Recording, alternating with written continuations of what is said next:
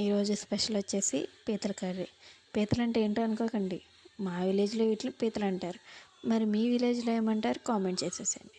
మావి గుడ్డు పీతలండి. గుడ్డు పీతల్ని ఎలా వండుకోవాలో నాకు వచ్చిన విధంగా నేను మీకు చేసి చూపిస్తాను, వచ్చేసేయండి. మెయిన్ కావాల్సిన ఇంగ్రీడియంట్స్: ఉల్లిపాయ, పచ్చిమిరపకాయ, కరివేపాకు, టమాటా, అలాగే క్లీన్ చేసి పెట్టుకున్న పీతలు గుడ్డు పీతలు అని చెప్పా కదండి, గుడ్డు ఇదేనండి. ఈ గుడ్డుని ఎలా వండాలో కూడా చూపిస్తా, వచ్చేసేయండి.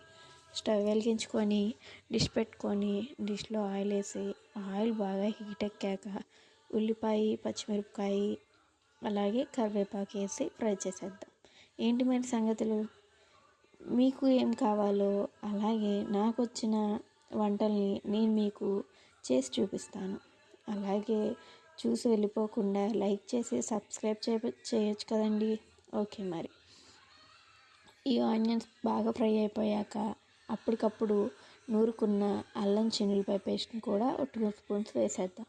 అప్పటికప్పుడు నూరుకున్నారు కదండి, స్మెల్ చాలా బాగుంది. అది కూడా ఫ్రై అయిపోయిద్దాం. అది కూడా ఫ్రై అయిపోయాక మన రుచికి తగ్గట్టు కారం కూడా వేసేద్దాం. కారం కూడా వేసేసేసి అది కారం కూడా బాగా ఫ్రై అయిపోయేదాకా మిక్స్ చేసేద్దాం. అదేంటి పీతలు అన్నారు, మరి పీతలు వేసారు, గుడ్డు వేయరా అని అనుకుంటారేమో. గుడ్డు వేయటానికి టైం ఉందండి. ఆ గుడ్డు ఎప్పుడు ఎలా వేయాలో చూపిస్తాను. ఇప్పుడు పీతల్ని వేసేసి మిక్స్ చేసేసి మూత పెట్టేద్దాం. మసాలాలో ఆ పీతలు బాగా ఫ్రై అవనిద్దాం.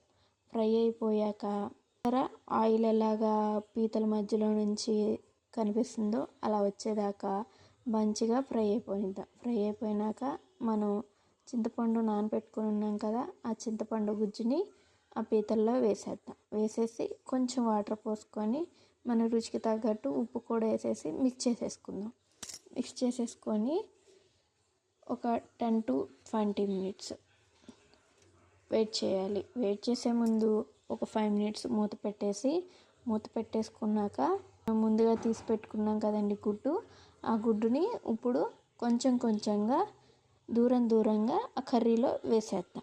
అలా వేయటం వల్ల ఏంటంటే ఇప్పుడు మనం ముందుగా మిక్స్ చేసి పెట్టుకున్నాం కదా కర్రీని, ఇప్పుడు మిక్స్ చేయాల్సినంత అవసరం లేదు కాబట్టి గుడ్డు అన్నది కదలుకోకుండా అక్కడే ఉండిపోయి ఉప్పు కారం కూడా దానికి వెళ్ళిపోతాయండి. అలా వేస్తే ఎలా వెళ్తాయి అనుకుంటారేమో, వెళ్ళిపోతాయి. అది కూడా ఉడికిద్ది కాబట్టి గుడ్డు అన్నది చితక్కోకుండా ఉంటుంది. అలా వేసేసి 10 to 20 minutes మీడియం ఫ్లేమ్ మీద కుక్ చేసేసుకొని చూసారండి, మనం వేసుకున్న గుడ్డు ఎలా ఉందో, చితకని కూడా చితకలేదు, గుడ్డులాగా ఉంది. ఇలా తిని చూడండి ఒకసారి, చాలా బాగుంటుంది, చాలా యమ్మీగా కూడా ఉంటుంది. ఇప్పుడు దించేసే ఒక 2 minutes ముందు నేను లైట్గా గరం మసాలా వేస్తానండి.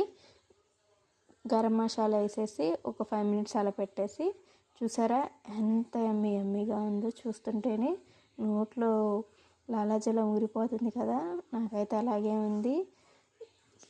సో ఇక 2 minutes అయిపోయింది కదా, దించేసుకొని తినేసేద్దాం. చాలా యమ్మీగా, అలాగే చాలా సింపుల్గా ఉంది కదండి. సో టేస్ట్ కూడా చాలా బాగుంటుంది. ఒకసారి ఇలా ట్రై చేయని వాళ్ళు ఉంటే ట్రై చేసి చూడండి. ఓకే అండి, థ్యాంక్ యూ సో మచ్.